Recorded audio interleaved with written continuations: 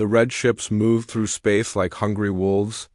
Their metal hulls gleamed in the light of distant stars, and their weapons pointed forward like sharp teeth. Admiral Kethvar stood on the bridge of his biggest ship, the Crimson Talon.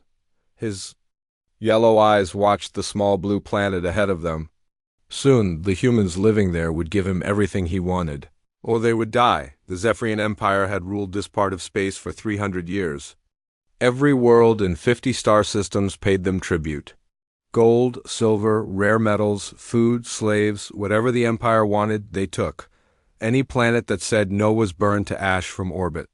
The red ships had destroyed 1,000 worlds, and they would destroy 1,000 more, Kethvar smiled, showing his sharp teeth. The planet ahead was called Kepler 442b. 50,000 humans lived there in small cities and farms. They grew food and dug metals from the ground. For 2 years, they had paid tribute to the Empire. This time, Kethvar would demand twice as much. If they refused, he would kill them all. Far away in the darkness between stars, another ship watched and waited. The nightfall looked nothing like the red Zephyrian ships. Its hull was black as space itself, and no alien sensor could find it. Inside, Captain Jake Morrison sat in his command chair and studied the enemy fleet through his screens. Jake was 35 years old and had been fighting aliens for 10 years. He had brown hair and green eyes, and his face was hard from years of war. His crew called him the Ghost Captain because his ship could appear and disappear like a spirit. Today, he would show the galaxy why humans were the most dangerous species in space. "Captain," said Lieutenant Amy Carter from her station, "the aliens are talking to the colony. They want all the processed titanium from the mines." Amy was young, only 24, but she was the best communications officer in the human fleet. Her blonde hair was tied back, and her blue eyes focused on the alien transmissions. She had learned to speak 12 alien languages, and she could break any code. Jake's hands tightened on his chair. The humans on Kepler 442b were colonists, not soldiers. They had come to this world to build a new life, not to fight in wars. They had families, children, dreams of a better future. Now the Empire wanted to take everything they had worked for. "What exactly are they demanding?" Jake asked. "Everything," Amy replied. "All the titanium they've mined for the past 6 months. That's enough metal to build 100 ships. Without it, the colony can't expand. They can't even repair their equipment." Navigation Officer Pete Johnson looked up from his station. Pete was a big man with red hair and freckles. He had been a farmer before joining the fleet, and he still talked like one. "Captain, those alien ships have enough firepower to glass that whole planet. The colonists don't have any weapons that can hurt them." Jake stood up and walked to the main screen. The Zephyrian fleet hung in space like a threat. 3 cruisers surrounded the massive dreadnought. Each ship carried enough weapons to destroy a city. The colonists had a few mining lasers and some old cargo ships. It would be like fighting tigers with sticks. "How long do the colonists have?" Jake asked. 6 hours, Amy answered. "The aliens said if they don't get their tribute, they'll start bombing the cities." Jake closed his eyes and thought of his own family. He had a wife and 2 children back on Earth. Sarah was a teacher, and his kids, Tommy and Lisa, were in school. He fought to keep them safe, to keep all humans safe. The galaxy was full of empires that saw humans as weak, as easy prey. Today, that would change. "Send a message to Earth Command," Jake ordered. "Tell them Operation Revelation begins now. It's time the galaxy learned what happens when you threaten human lives." Communications Officer Danny Torres, a young man with dark hair and serious eyes, worked at his station. "Message sent, Captain." Earth Command responds, ... I wish us luck." Jake smiled for the first time in days. Luck had nothing to do with it. The human fleet had been preparing for this moment for years.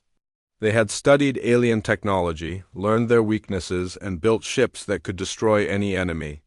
The aliens thought humans were primitive, that they fought with crude weapons and simple tactics. They were about to learn how wrong they were. "Chief Clark," Jake called to his engineer, "how are our weapons?" Chief Engineer Ryan Clark was 40 years old and had been building ships since he was a teenager. His hands were always dirty from working with machinery, and he knew every bolt and wire on the Nightfall. Quantum Lance is charged and ready, Captain. We can punch through any armor in the galaxy. Good. Commander Hayes, prepare the targeting systems. Commander Lisa Hayes was Jake's weapons officer, and she was deadly with any gun ever made. She had short black hair and cold eyes that never missed a target. Target acquired, Captain. One shot will vaporize their biggest ship. Jake looked at his crew. These were the best soldiers humanity had ever produced. They came from farms and cities, factories and schools. They were teachers and mechanics, farmers and scientists. But they all had one thing in common: they would die before they let aliens hurt innocent humans. Listen up, Jake said. The Empire thinks we're weak. They think we're just another species they can push around. For 300 years, they've been bullying everyone in this part of space. Today, that ends. He walked to the center of the bridge. We're not just fighting for the colonists on that planet. We're fighting for every human who ever looked up at the stars and dreamed of freedom. We're fighting for every child who wants to grow up without fear. We're fighting for the future of our species. The crew nodded. They had all heard the stories. Entire worlds burned because they couldn't pay tribute. Families torn apart, children sold as slaves, civilizations destroyed because they were too weak to fight back. The Empire had been doing this for centuries, and no one had ever stopped them. The aliens don't know about us, Jake continued. They don't know that humans have been watching them, studying them, learning how to beat them. They think we're just another primitive species. Let's show them what human engineering can do. Jake sat back down in his command chair. Set course. For the enemy fleet, full stealth mode. Let's go save some lives. The Nightfall moved through space like a shadow. Its advanced engines made no sound, and its stealth technology made it invisible to any sensor. The ship had been built using secrets stolen from a dozen alien species, then improved by human scientists who thought outside the box. What had taken aliens millions of years to develop, humans had perfected in decades. On the bridge, everyone was quiet. They knew what was coming. In a few minutes, they would fire the first shot in a war that would change the galaxy forever. The age of human expansion was about to begin, and it would start with the destruction of the most powerful empire in local space. Jake watched the enemy ships grow larger on his screen. Soon, the Zephyrian Empire would learn that humans were not prey. They were predators, and they had been hiding in the dark for far too long.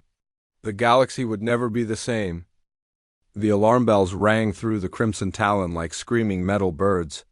Sensor Officer Vextal's 4 eyes stared at his screen in confusion. His long fingers danced over the controls, but the readings made no sense. Something big was coming toward them from the edge of the star system, but his instruments could not identify what it was. "Admiral," Vextal called out, his voice shaking. "We have a contact approaching from Sector 7, distance 2 million kilometers in closing." Admiral Kethvar turned his massive head toward the sensor station. His yellow eyes glowed with interest. "What kind of ship is it? Pirates? Another empire trying to steal our tribute?" I don't know, sir." Vextal's mandibles clicked nervously. "The ship appears to be made of materials we have never seen before. Our sensors cannot get a clear reading. It's like the hull is eating our scanning beams." The bridge fell silent except for the hum of machinery. The Crimson Talon was the most advanced ship in the Zephyrian fleet. Its sensors could detect a small fighter from 10 million kilometers away. If they could not identify this new ship, then it was built with technology beyond anything the Empire had ever seen. "Size estimate?" Kethvar demanded. "Approximately 800 meters long, sir. Roughly the same size as one of our cruisers." Kethvar laughed, a sound like grinding metal. "One ship? They sent one ship against the entire Third Fleet? Whoever they are, they will learn why the Empire rules this sector." On the planet below, the human colonists had gathered in their largest city. They stood in the streets and looked up at the sky, knowing that death hung above them in the form of red warships. Children held their parents' hands. Mothers clutched their babies.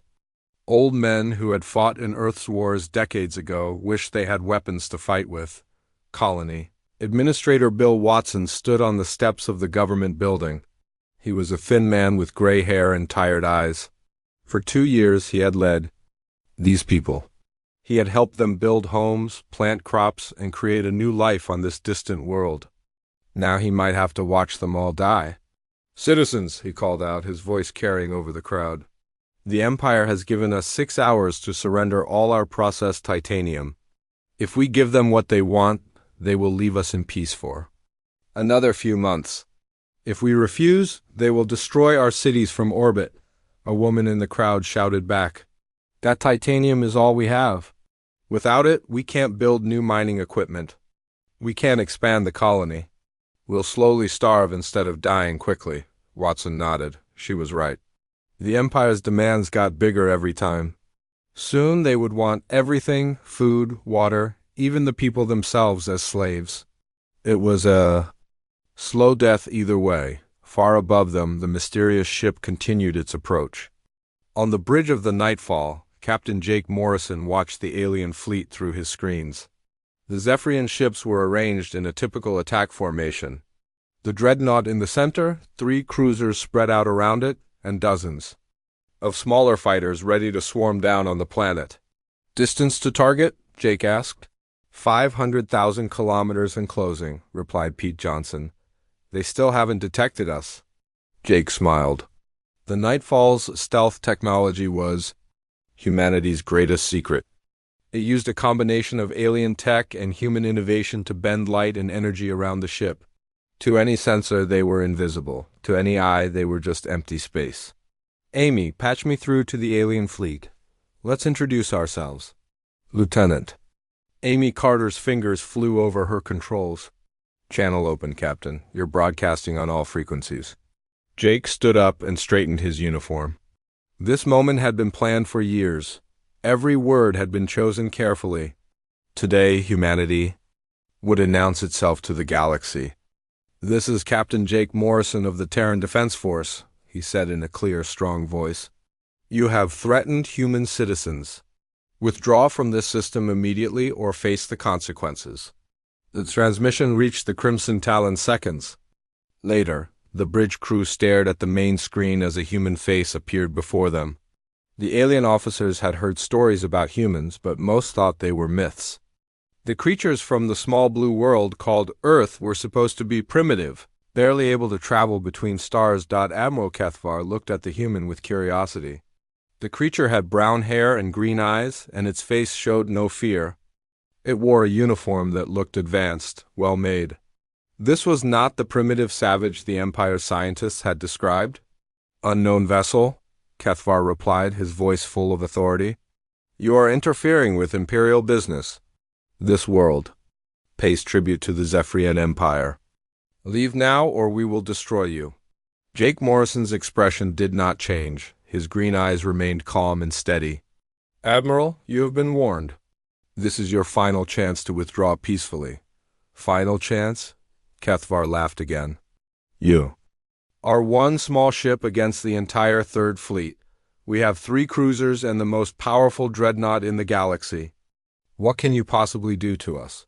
Jake's lips curved into a cold smile. "You're about to find out." The transmission cut to black. On the bridge of the Crimson Talon, the alien officers looked at each other with confusion. Was this human insane?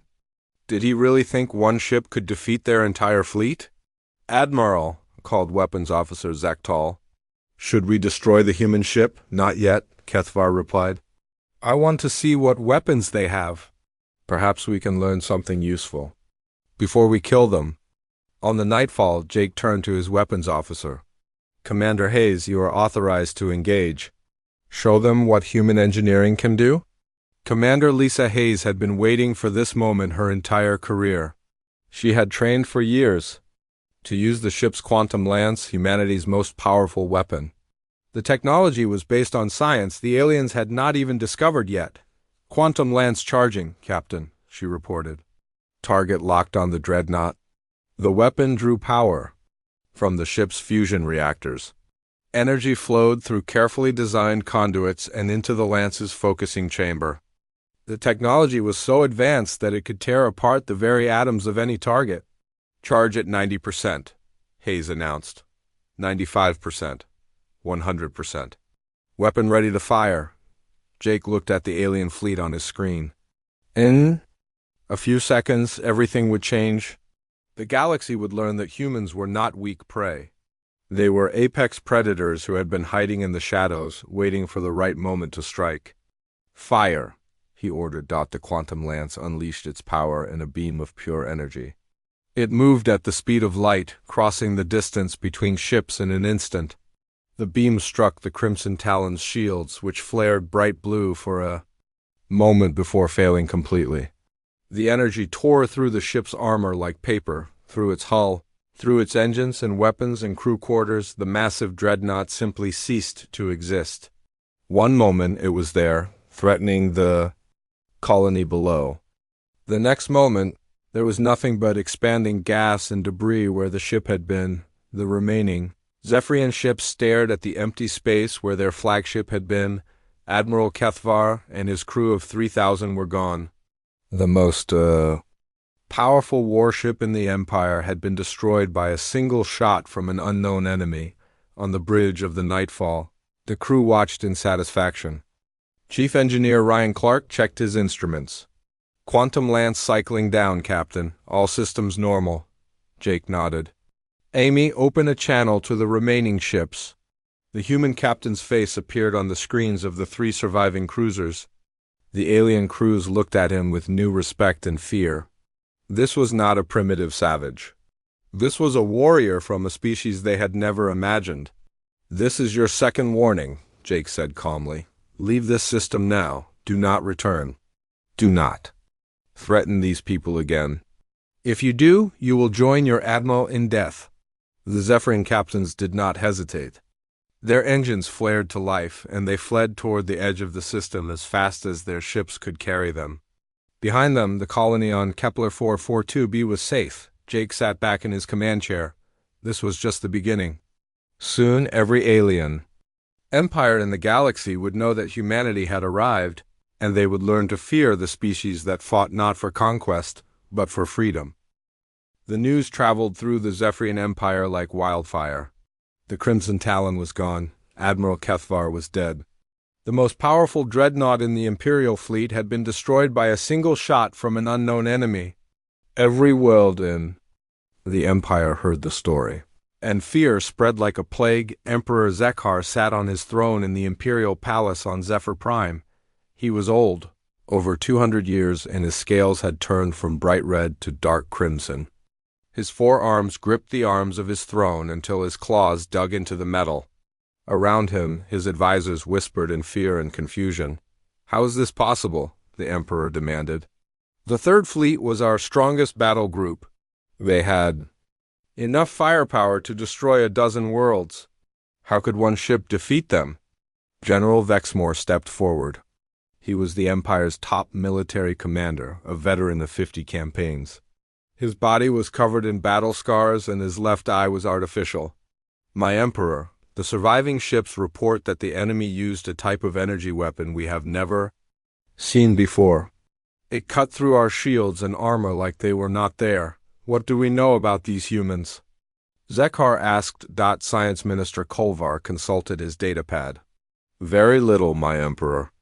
Our scouts found their home system 20 years ago. We cataloged them as a primitive species, barely capable of space travel. They had only a few colonies and simple technology.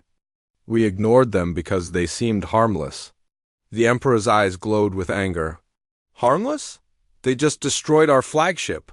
"Perhaps," whispered Intelligence Chief Nextall.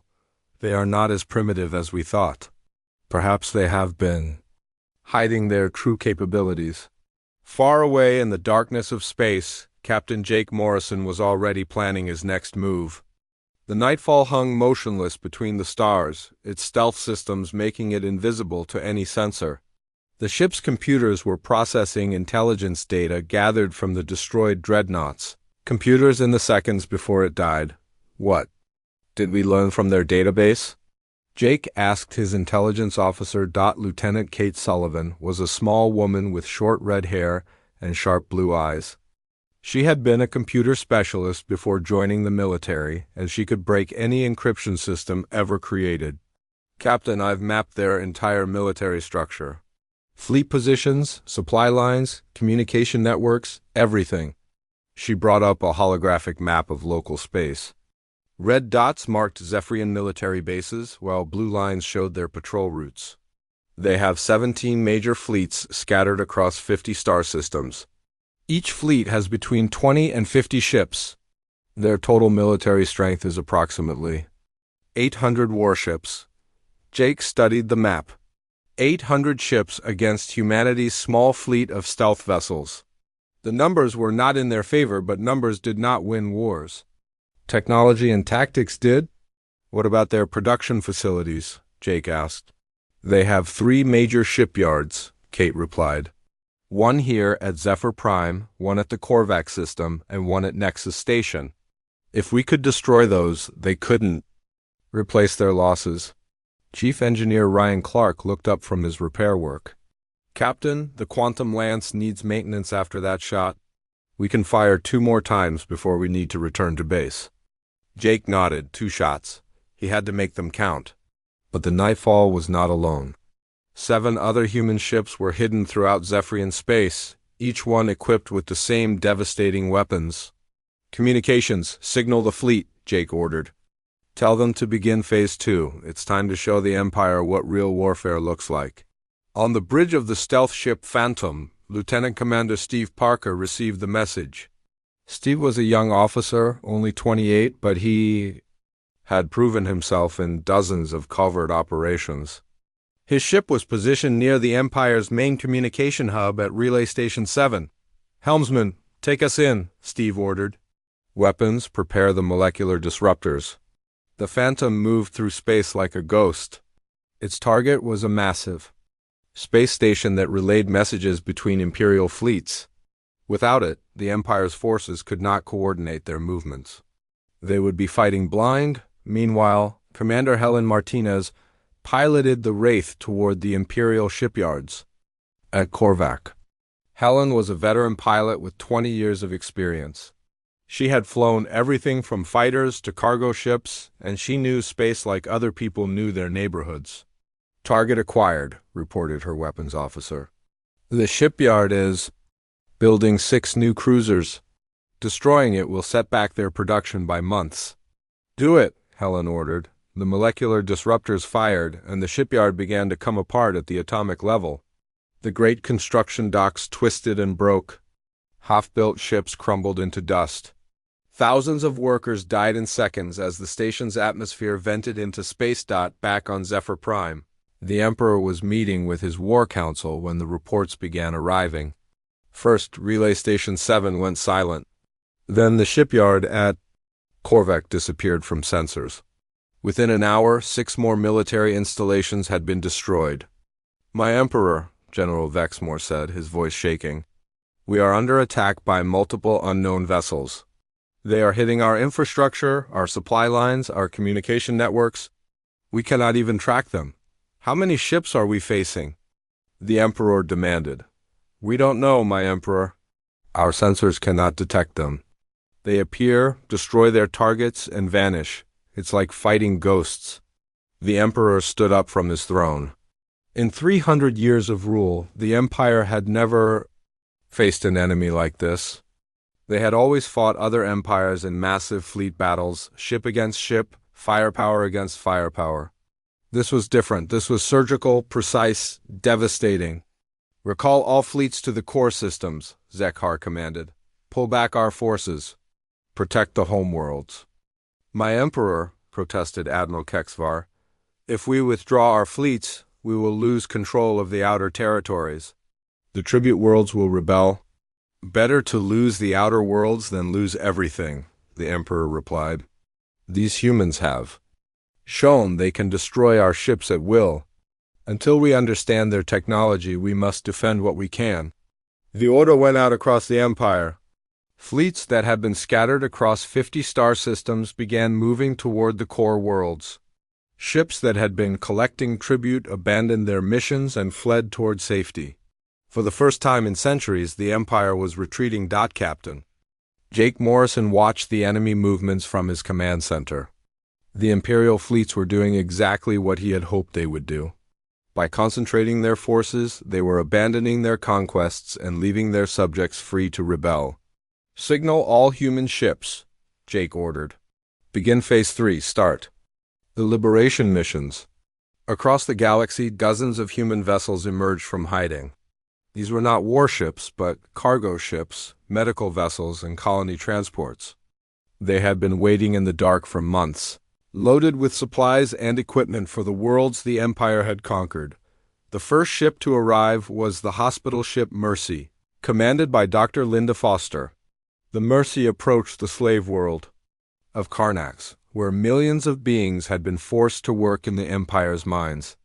As the ship entered orbit, Linda broadcast a message to the planet below. "This is Dr. Linda Foster of the Terran Medical Corps. We are here to help you. The Empire can no longer protect this world. You are free." On the planet's surface, the slaves looked up at the sky in wonder. For generations, they had dreamed of freedom. Now ships from an unknown species had come to make that dream real. Similar scenes played out across the Empire. Human cargo ships delivered food and medicine to starving worlds. Human engineers helped repair damaged cities. Human teachers began setting up schools for children who had never been allowed to learn. The Empire's grip on the galaxy was breaking, and humanity was there to catch the pieces. The age of Zephyrian rule was ending, and a new chapter in galactic history was beginning. The war that followed was unlike anything the galaxy had ever seen. The human ships did not fight like any other species. They did not form battle lines or charge at their enemies with guns blazing. Instead, they moved like shadows in the night, striking where the Empire was weakest, then disappearing before anyone could fight back. Commander Helen Martinez sat in the captain's chair of the Wraith as it approached the Imperial fuel depot at Sector 12. The massive station floated in space like a metal mountain, storing enough fuel to power the Empire's entire Third Fleet for a year. Destroying it would leave dozens of enemy ships stranded without power. "Sensors show no defensive ships," reported Lieutenant Mark Cooper, Helen's tactical officer. "The Empire pulled back all their forces to protect the core worlds," Helen smiled. The Empire's retreat was working exactly as the humans had planned. By concentrating their forces, they had left their supply lines completely undefended. "Take US in. Let's send them a message they won't forget." The Wraith's molecular disruptors fired, and the fuel depot began to break apart at the atomic level. Massive storage tanks ruptured, sending clouds of burning fuel into space. The explosion was visible from 3 star systems away. Across the galaxy, similar attacks were happening every day. The stealth ship Shadow, commanded by Captain Brian Walsh, destroyed the Empire's main weapons factory. The facility had been producing energy cannons for 200 years. Now it was nothing but twisted metal and empty space. Lieutenant Commander Carol Thompson piloted the Void through the asteroid fields of the Helix Nebula. Her target was a hidden Imperial base where they tortured prisoners and conducted experiments on captured aliens. The base was protected by natural barriers and defense satellites, but the Void's stealth technology made it invisible to all sensors. "Distance to target?" Carol asked her navigator. 2,000 kilometers in closing," replied Ensign Jerry Mitchell. "Defense grid is active, but they can't see us." Carol had been a police officer on Earth before joining the military. She had spent years fighting criminals and protecting innocent people. The stories about Imperial prison camps made her sick with rage. Today she would shut down one of their worst facilities. The Void's weapons fired, and the prison base exploded in a ball of fire. Thousands of prisoners were freed in an instant as their cells were blown open. Emergency beacons activated, sending distress signals to nearby human rescue ships. On the bridge of the Nightfall, Captain Jake Morrison watched reports come in from across the Empire. In just 2 weeks, human forces had destroyed over 100 Imperial installations. Supply depots, communication centers, weapons factories, prison camps, all gone. The Empire's ability to wage war was crumbling. Status report, Jake ordered. Intelligence Officer Kate Sullivan brought up a holographic display. Captain, we've eliminated approximately 60% of their military infrastructure. Their fleets are running out of fuel and spare parts. Communication between their forces has broken down completely. What about their response? Jake asked. They're trying to adapt, Kate replied. Some of their commanders are starting to use older communication methods. They're rationing fuel and pulling back even further, but their morale is collapsing. We're intercepting reports of ships deserting, officers refusing orders, even some mutinies. Jake nodded. This was the key to human strategy. They were not just attacking the Empire's military, they were attacking their will to fight. Fear was spreading through the enemy ranks like a virus. Any word from the liberation fleets? Jake asked. Communications Officer Amy Carter smiled. Excellent news, Captain. 37 worlds have declared independence from the Empire. Our medical ships are providing aid to refugee populations. The colony ships are helping them rebuild. On the former slave world of Drakmor, human engineers worked alongside freed prisoners to repair the damage from centuries of imperial rule. The planet's cities had been turned into industrial centers where aliens worked until they died. Now, Dr. Susan Miller and her team were converting the factories into hospitals and schools. How many patients today? Susan asked her assistant. Over 3,000, replied Nurse Jennifer Walsh. Mostly malnutrition and untreated injuries. But we're making progress. The local doctors are learning fast. Susan was a veteran of disaster relief operations. She had worked in war zones across human space, helping victims of alien attacks, but she had never seen suffering like this. The Empire had treated entire species like work animals, feeding them just enough to keep them alive. Dr. Miller, called out one of the local aliens, a creature with blue skin and 6 arms. The children's ward is ready. We can start classes tomorrow. Susan smiled. The alien was named Kexlor, and he had been a teacher before the Empire enslaved his people. Now he was helping to educate the next generation. Excellent. The human teachers should arrive next week with more supplies. Meanwhile, on the industrial world of Vortex Prime, human cargo ships were delivering food and medicine to workers who had been starving for generations. The planet's factories had produced weapons for the Empire, but now they were being converted to make farm equipment and medical supplies. Colony Administrator Paul Davis stood in the main square of the planet's capital city. Around him, thousands of aliens cheered as human ships landed with supplies. These people had never seen outsiders who came to help instead of conquer. Citizens of Vortex Prime, Paul announced through translators, you are free. The Empire can no longer hurt you. We will help you rebuild your world, but the choices are yours to make. An elderly alien stepped forward. His species looked like tall, thin humans with gray skin and large eyes. Human Paul Davis, why do you help us? What do you want from our world? Paul smiled. We want you to be free. We want your children to grow up without fear. We want you to choose your own leaders and live your own lives. That's all. The aliens, eyes filled with tears. In 300 years, no one has ever said those words to us. The Empire only took. You only give. Back in the core systems, Emperor Zekhar was meeting with what remained of his war council. Half of his advisors were dead, killed when human ships destroyed their command centers. The rest were terrified and confused. My Emperor, General Vexmore reported, we have lost contact with 70% of our fleets. Our supply lines are completely broken. We cannot even communicate with our own forces. How many ships do we have left? The Emperor demanded. Perhaps 200 warships in the core systems, the general replied. But they are running out of fuel and ammunition. Without our production facilities, we cannot maintain them. The Emperor stared at the tactical display. Red dots marked the positions of his remaining fleets. They were clustered around the homeworld like frightened animals. The vast empire that had once ruled 50 star systems was now reduced to a few. Solar systems around Zephyr Prime. What do our spies tell us about the humans? Zekhar asked. Intelligence Chief Nextall consulted his reports. My Emperor, they have approximately 50 ships in total. But their technology is so advanced that they can defeat forces 10 times their size.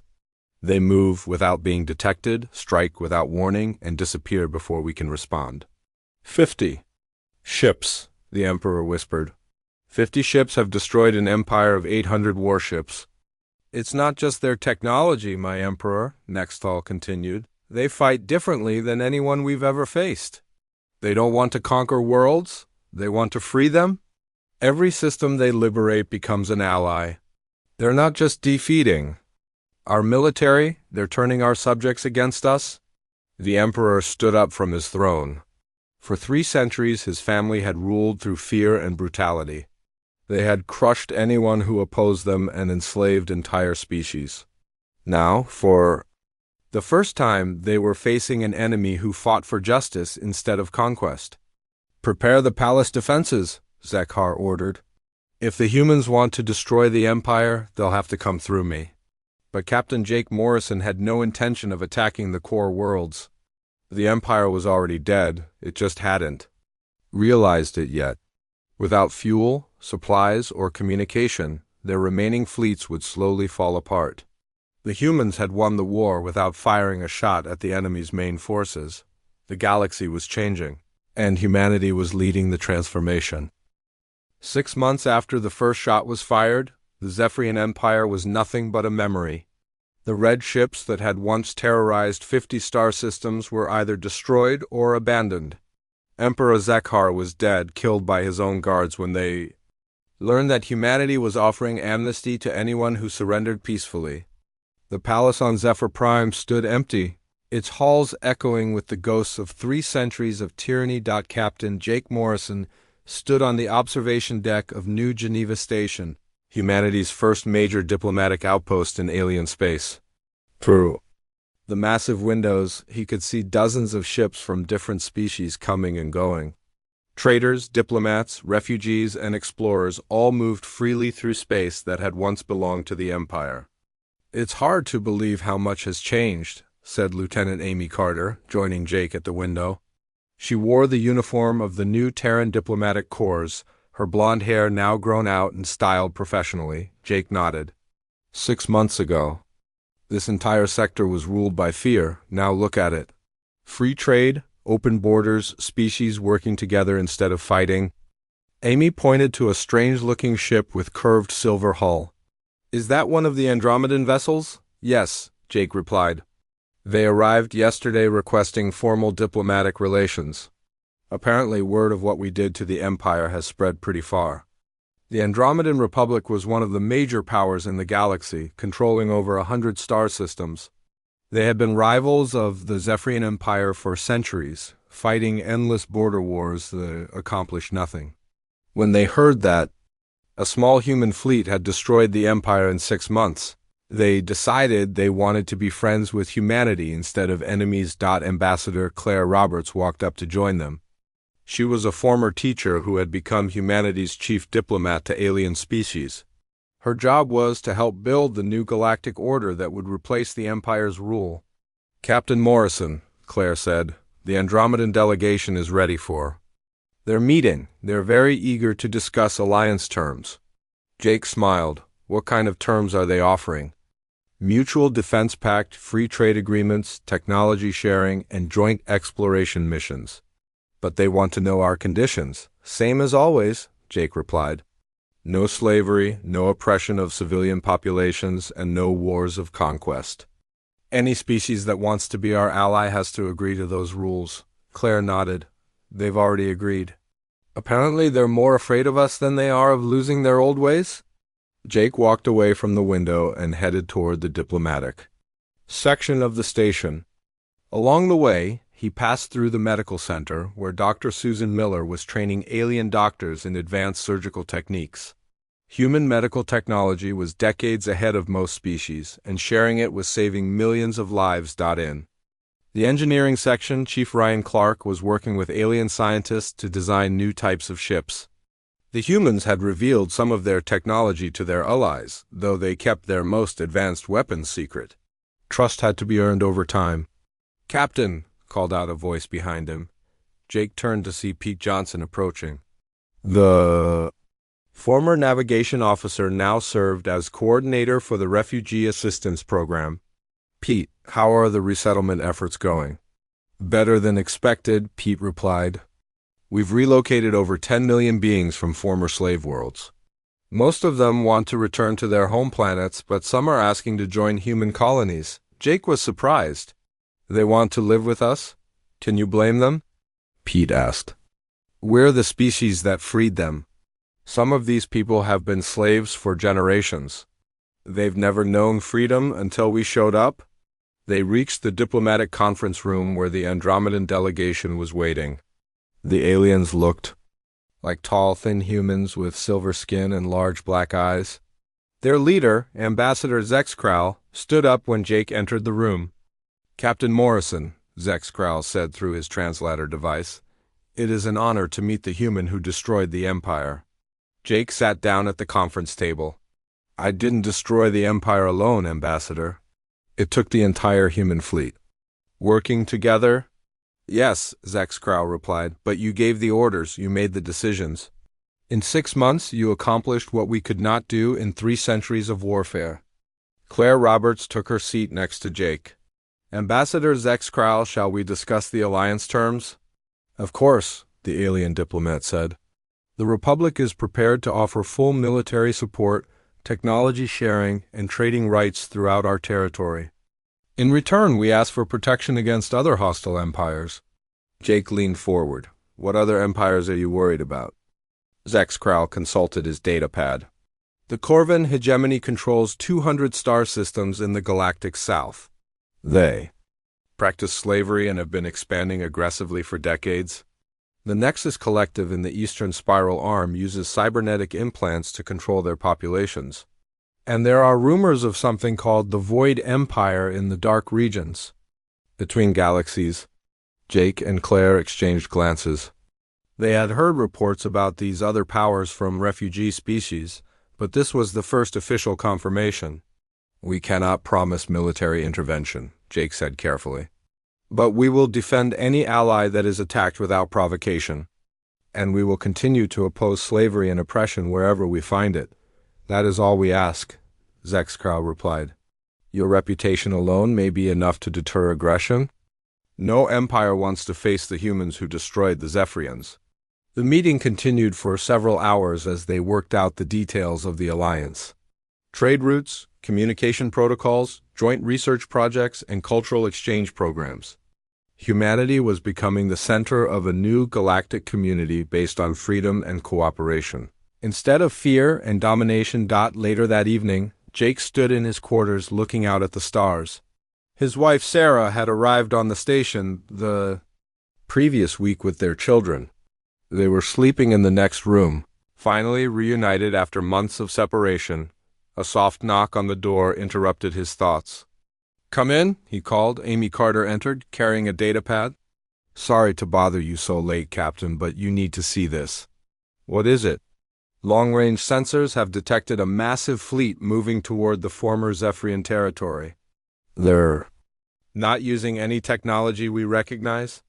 Jake took the datapad and studied the sensor readings. Hundreds of ships were approaching from the galactic rim, moving in perfect formation. Their hulls appeared to be made of some kind of living metal that shifted and changed as he watched. "Distance and time to arrival?" Jake asked. "Approximately 6 months at their current speed," Amy replied.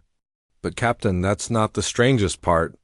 Our computers analyzed their engine signatures. They don't match any known species in our database." Jake handed back the datapad. "Signal Earth Command. Tell them we may have a new threat approaching, and send word to all our allies. If something is coming that we don't recognize, we need to be ready." Amy nodded and left the room. Jake returned to his window and stared out at the stars. Humanity had revealed itself to the galaxy and claimed their place among the major powers. They had freed millions of beings from slavery and built a new order based on justice and freedom, but the galaxy was vast, and there were still unknown dangers lurking in the darkness between stars. The age of human expansion had begun, but their greatest challenges might still lie ahead. In the distance, space shimmered as human patrol ships moved through the void on their silent missions. The ghost fleet that had destroyed an empire was still out there, watching and waiting. Whatever came next, humanity would be ready. The small species from the blue world called Earth had proven that size and numbers did not determine victory. Technology, tactics, and the will to fight for what was right, those were the weapons that truly mattered. And in those areas, humanity had no equals. The galaxy had learned to respect the humans who appeared from nowhere to destroy an empire without warning. Soon they might learn to fear what other surprises humanity had hidden in the darkness of space. The legend was just beginning.